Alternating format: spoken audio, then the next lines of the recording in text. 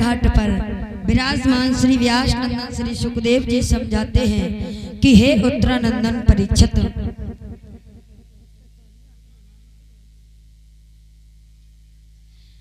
परीक्षित महाराज हम तो भूले गए, कथा कहाँ पे छोड़ी,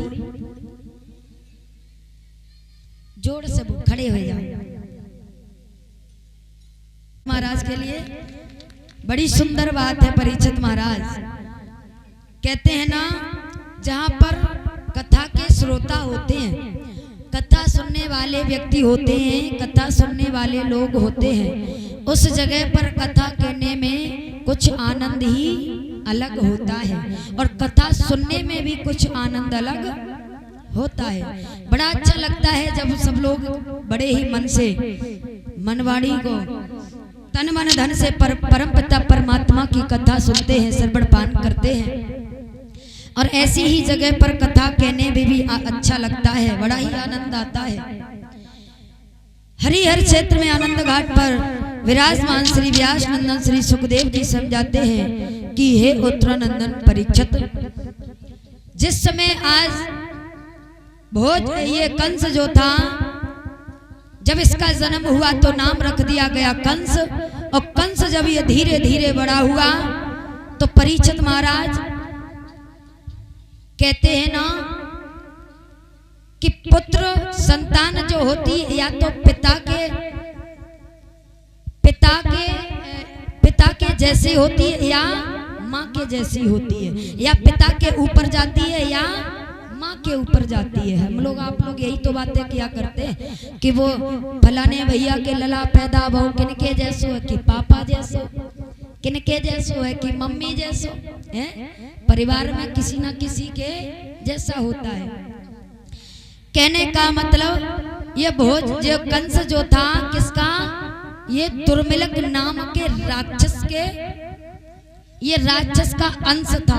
इसलिए परीक्षित महाराज ये उसी जैसे राक्षस के अंश का था तो उसी के जैसे इसकी आदत थी, बिल्कुल उसी के भांति था। अब तो ये जैसे बड़ा हुआ तो इसने एक टोली बना ली, जैसे खुद था वैसे मित्रों को बना लिया। ये तमाम उल्टे सीधे कर्मों को करने लगा। कैसे कैसे, छोटे छोटे बालकों को ले जाया करता था यमुना मैया के किनारे पर और क्या किया करता था, किसी खेल ही खेल में किसी बालक के पैर को तोड़ दिया करता था, किसी बालक को उल्टा जमीन में गाड़ दिया करता था, किसी बालक के हाथ को तोड़ दिया करता था और किसी के गर्दन को सिर को धड़ से अलग कर दिया करता था। ऐसे अत्याचार करने लगा। अब तो डर की वजह से इसके साथ में कोई बालक खेलने नहीं जाया करते थे।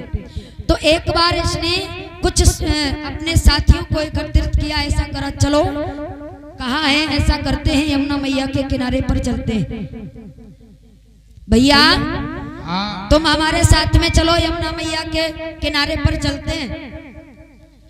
भैया एक बात बताओ, यमुना मैया के किनारे पर चलने के बाद में कुछ ना कुछ खेल खेलेंगे। चल दिए, यमुना मैया के किनारे पर पहुंचे।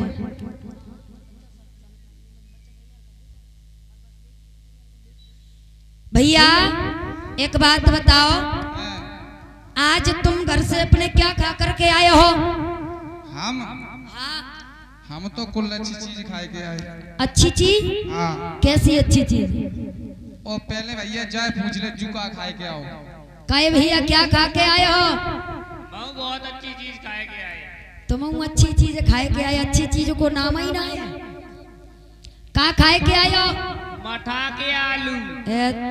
बस यही अच्छी चीज है। जगी अम्मा अच्छी चीज नहीं बनाती। अच्छा एक बात बताओ, तुम क्या खा के आए हो? तुम कह रहे हो कि मैंने बहुत अच्छी चीज खाई है। मैं तो खाए के आए।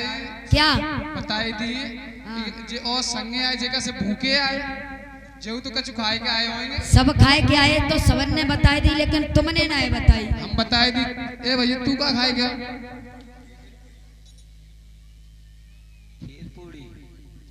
जे तो खाए के आए पूरी, और तुम हम जब मन सुखे और पूछ ले जे खाए के आओ है। जो बहुत शर्मीलो है। जाकी अम्मा ऐसी ही है। ऐसी कैसी है?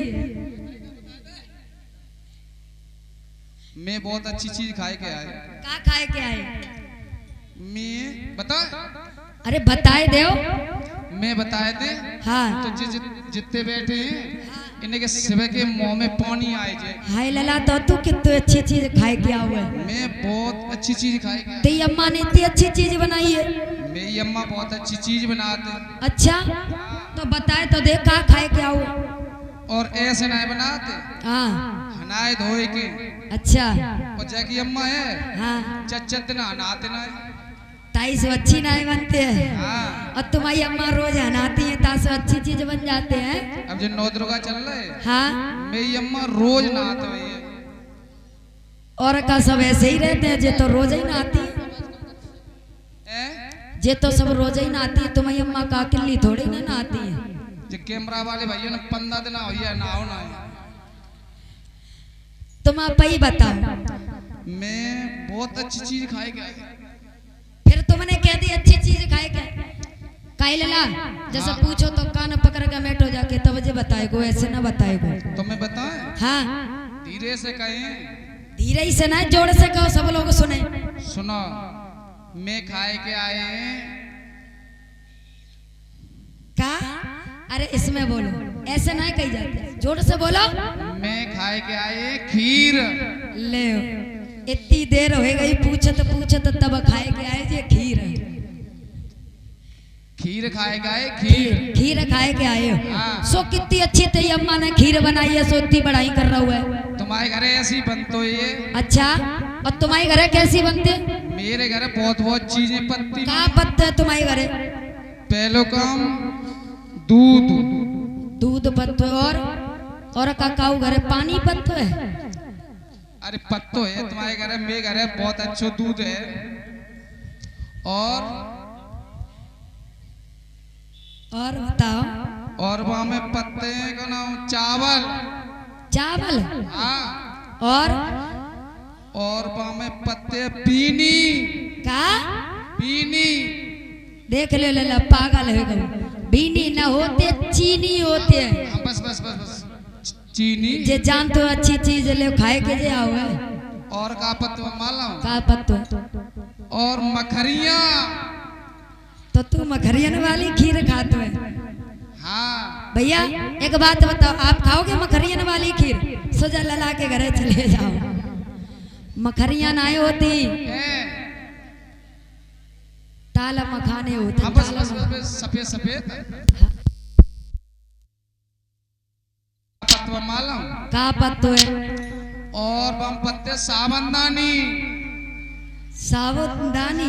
हाँ। साबुनदानी ना होते लला, साबुनदानी तो साबुन रखो जातो है। साबुनदानी ना है, साबुदाना होतो है। हाँ। और बम का पत मालूम? हाँ। और बम पच्च डिसमिस। जे का होतो लला, जे कंते मंगवा तो बेसमें से। मेरी अम्मा लाई बजाते। बेसमें से ना है, किसमें से? अच्छा किसमें? हाँ। और वहां में पत्ते कान छुआरे। लला तू तो पागल हो गए। कान छुआरे ना होते हैं, छुआरे होते हैं। हाँ, बस बस बस छुआरे। हाँ। तो तू कैसी खीर खाए क्या? वो सब उल्टो उल्टो बताए रहो है। ये सब चीज हमारी अम्मा डालते फिर वो मिलाते। अच्छा, सब मिलाए के खीर बनाती है अम्मा? फिर मैं खाता।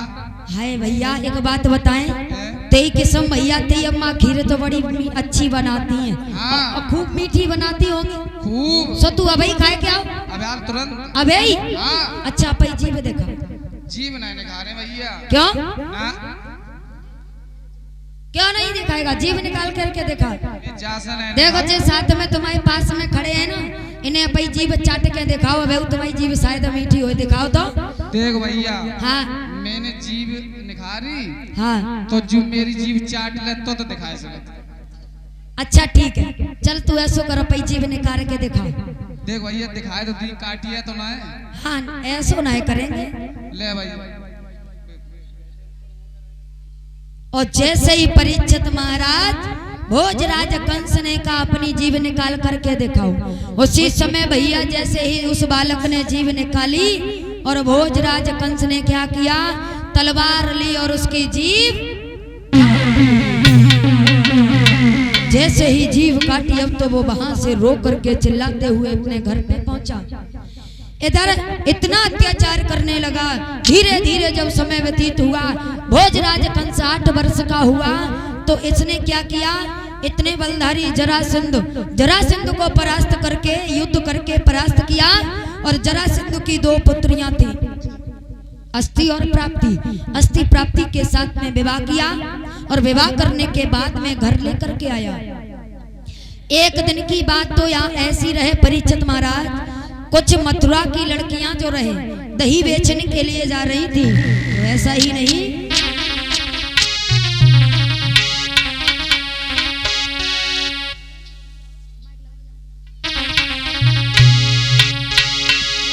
दही बेचने के लिए गोकुल नगरी के लिए जा रही थी।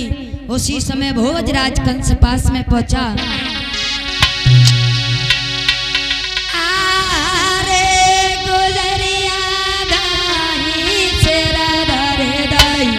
गोजरिया धाई रे,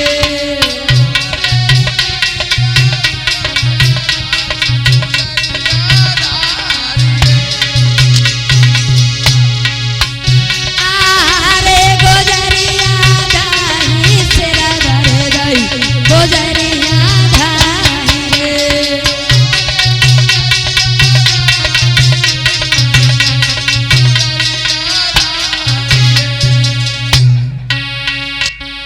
अरे संग सहेली बड़ी अंगारी, और मथुरा सीध लगाई। अरे सीध लगाई के जब मथुरा की, और सिर धर चली अंगारी।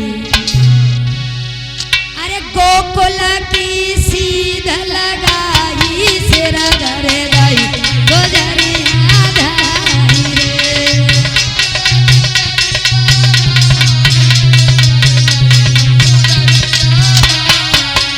आरे गोजरिया धाई, सिर धरे दाई, गोजरिया धाई रे।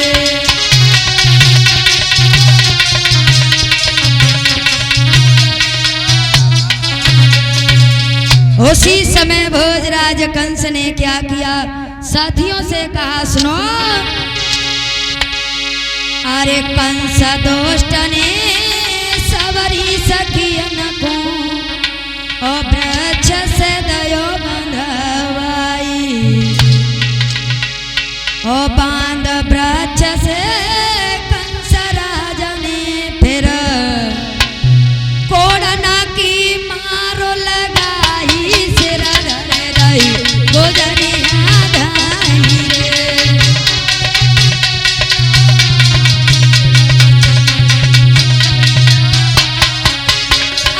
आरे गोजरिया धाई, सिर धरे दाई, गोजरिया धाई रे।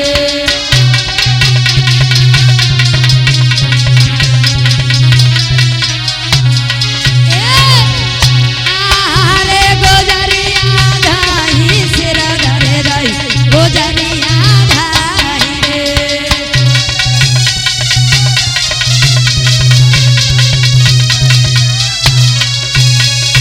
उसी समय भोजराज कंस चला है। जैसे ही सखियों के पास में पहुंचा, जवाब दिया, ए लड़कियों कहाँ जा रही हो। लड़कियां एकदम से चुपचाप वहीं खड़ी की खड़ी रह गई। जैसी खड़ी थी वैसी ही खड़ी रह गई। देखा भोजराज कंस आया हुआ है, एकदम से बोली, महाराज कहीं नहीं जा रहे हैं, बस गोकुल नगरी में दही बेचने के लिए जा रहे हैं। जवाब दिया, एक बात बताओ, तुम में कितनी लड़कियां कुंवारी हैं, कितने का विवाह हो गया। आगे 2 खड़ी सो डर के मारे बोली, कंस हमारी 2 लड़की ने की शादी हो गई, और पीछे जो खड़ी जे 2 कुंवारी हैं। सो एकदम से भोजराज कंस ने क्या किया, कहा मथुरा कहाँ तुम्हारी शादी हुई। जवाब दिया, गोकुल नगरी में। भोजराज कंस कहने लगा, एक बात बताओ, मथुरा नगरी के क्या सभी वीर मर गए थे जो तुमने जाकर के गोकुल नगरी में शादी की है। साथियों ऐसा करो, इन्हें नग्न अवस्था में करके वृक्षों से बांध करके इनकी कोड़ों की मार लगाई जाए।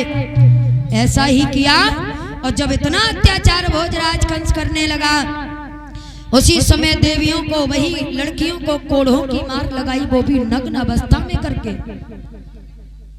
लड़कियां वहां से भागी, सीधे अपने पिताश्री के पास में पहुंची, पिताश्री से सारा हाल कहा। पिताश्री जिस समय चले हैं महाराज उग्रसेन के पास में पहुंचे, सारा हाल बताया तो महाराज उग्रसेन ने अपने बेटे को बुलाया पास में और कहा, बेटा तुम किसके बेटे हो? जवाब दिया, महाराज उग्रसेन के। और किसके? तुम्हारे बेटे हैं। जवाब दिया, बेटा तुम हमारे बेटा हो, एक राजा के बेटा हो, और तुम एक राजकुमार कहलाते हो।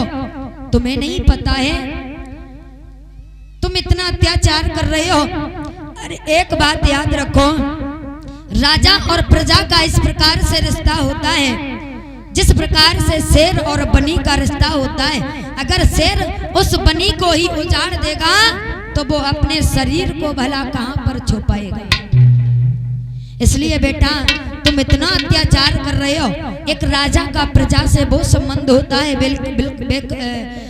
बिल्कुल संतान की तरह। एक राजा अपने पुत्रों को प्रेम करता है, स्नेह करता है, लाड प्यार करता है, और तुम उसी प्रजा को कष्ट दे रहे हो, संकट दे रहे हो, दुख दे रहे हो। ये तुम अच्छा नहीं कर रहे हो। भोजराज कंस कहने लगा, ए बुढ़े तेरी बुद्धि सटिया गई है, तू 60 वर्ष का हो गया इसलिए तेरी बुद्धि सटिया गई है। मैंने क्या किया? हमारे साथी खड़े हैं, इनसे पूछ लो। ए भैया मैंने कुछ किया? ना तुमने कैसे नहीं करो? भैया तू बता मैंने कुछ किया? भैया। अरे इतने यहाँ पर मेरे साथ में हमारे मित्र खड़े हुए, बोलो, किसी से पूछ लो अगर मैंने कुछ किया हो। कुछ नहीं करो। भोजराज कंस कहने लगा, मित्रों एक बात बताओ, अगर मैं यहाँ के राजा बन जाए तो कैसा रहेगा? बहुत बढ़िया महाराज। भोजराज कंस की, भोजराज कंस की जय, भोजराज कंस की जय हो। अब तो जय जयकार होने लगा भोजराज कंस का। अब मित्र कहने लगे, भैया ऐसा करो तुम ही बन जाओ तो बढ़िया, तब ही शासन अच्छो चलेगो, तुम्हारे पिता तो बूढ़े हो गए।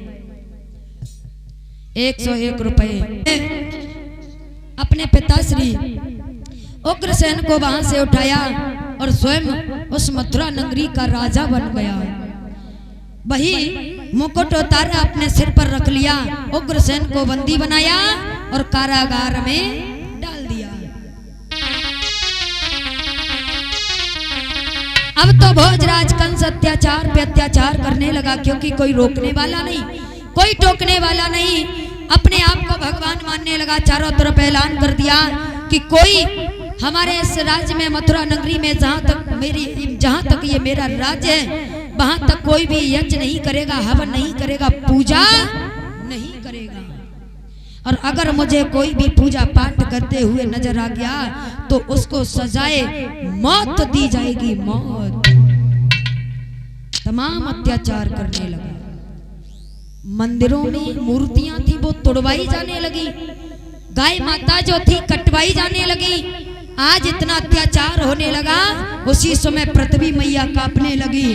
पृथ्वी मैया कहने लगी, आए बेदाता, और जब जब हमारे इस भूतल पर अत्याचार हुआ है तब तब परमपिता परमात्मा अवतार धारण करके आए हैं। की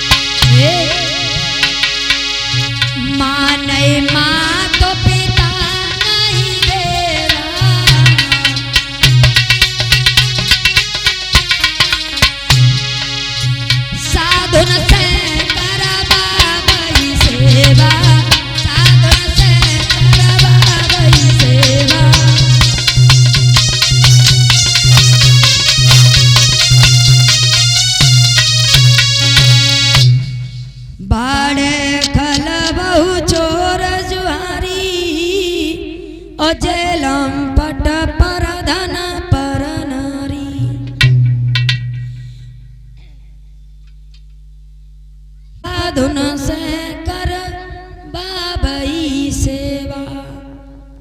अब तो साधुओं से संतों से सेवा करवाने लगा है। माता पिता को नहीं माना जा रहा है, माता पिता का अपमान हो रहा है।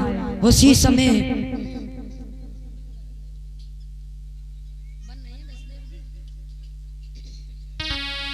समय पृथ्वी मैया व्याकुल हुई चली है, परम पिता परमात्मा को पुकारने लगी है, हे जगदाधार जगदीश्वर, हे करुणा निधान, हे दीनों के हितकारी नाथ।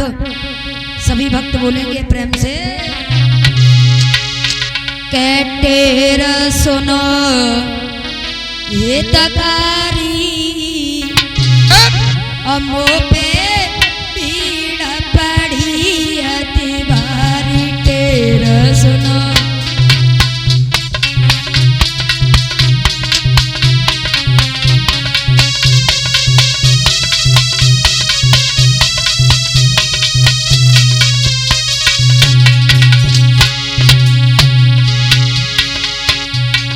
सुखदायक जन के भगवंता,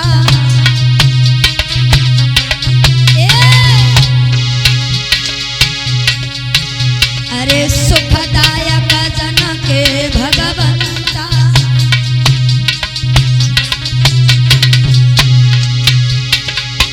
और हे प्रभु सिंधु सुता प्रिय कंथा,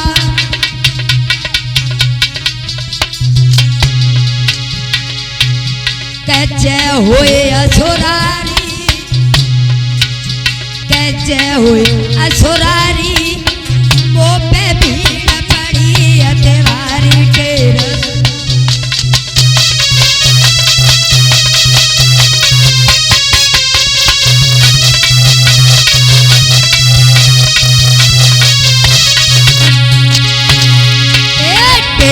सुनो हितकारी, वो पे भीड़ पड़ी अतिवारी।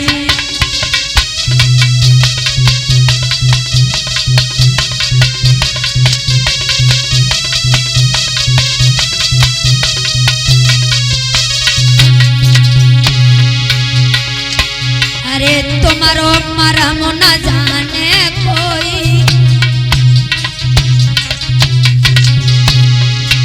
और हम पर करो अनुग्रह सोई।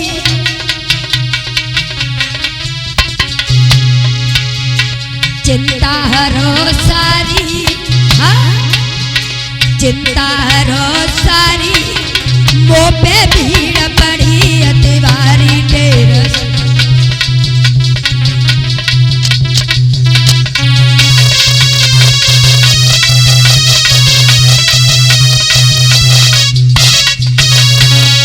उसी समय आवाज लगाई, करुण भरी आवाज, परम पिता परमात्मा भगवान विष्णु के पास में क्षीर सागर में भगवान, जिस समय भगवान विष्णु लेटे हुए थे, उसी समय भगवान विष्णु के कानों में आवाज पहुंची। जैसे ही अपने नेत्र को खोले, उसी समय जवाब दिया, आप लोग यहाँ पर। जैसे ही सभी देवी देवताओं ने देखा, प्रभु अब तो आप ही रक्षा कर सकते हो। भोजराज कंस इतना अत्याचार पे अत्याचार करता जा रहा है, पृथ्वी मैया पीड़ित हो रही है, व्याकुल हो रही है, वो रसातल में जा रही है। इसलिए प्रभु अब कैसे भी करके आप ही लाज रख लीजिए। भगवान ने कहा, चिंता ना करो, मेरी एक बात याद ध्यान दे करके सुनो। तुम सब लोग यहाँ से जाइए, भूतल पर यादवी रूप धारण कीजिए, और मैं स्वयं मैया देवकी और बाबा वसुदेव के यहाँ पर मैया देवकी के गर्भ से अवतार धारण करके आऊंगा, चिंता ना करो। उसी समय सभी लोगों को वहां से भेज दिया। धीरे धीरे समय व्यतीत हुआ। इधर भोजराज कंस इसी प्रकार से रहता रहा, अत्याचार पे अत्याचार करता रहा।